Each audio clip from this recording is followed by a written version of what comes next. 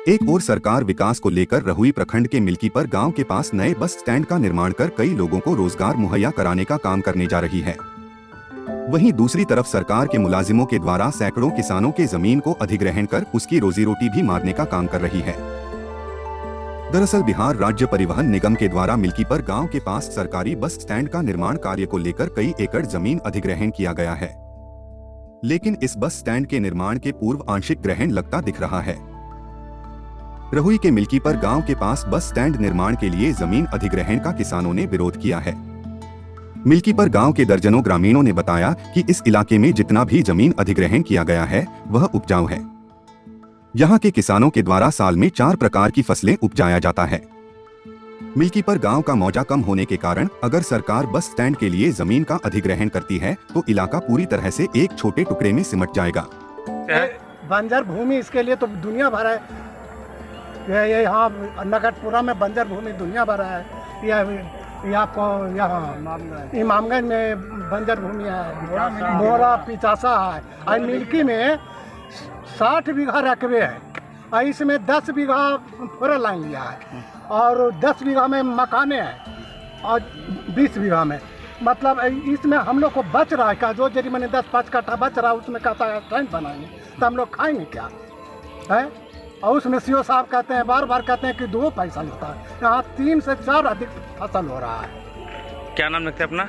मेरा नाम हुआ शिवालक प्रसाद। स्थानीय किसानों ने बताया कि इसके पूर्व भी बाईपास निर्माण को लेकर 10 एकड़ जमीन इस इलाके के किसानों ने सरकार को देने का काम किया था। किसानों ने कहा कि किसी भी सूरत में हम अपनी जमीन को सरकार के नाम नहीं करेंगे।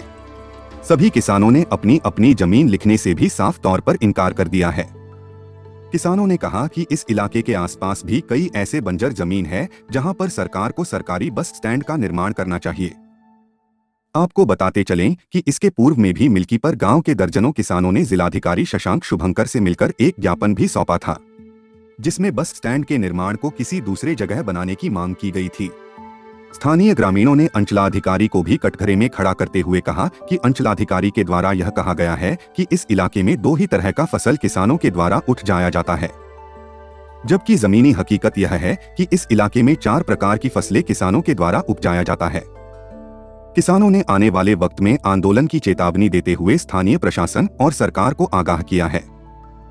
हम लोग का मौजा बहुत छोटा है, मात्र 80 बीघा का मौजा है।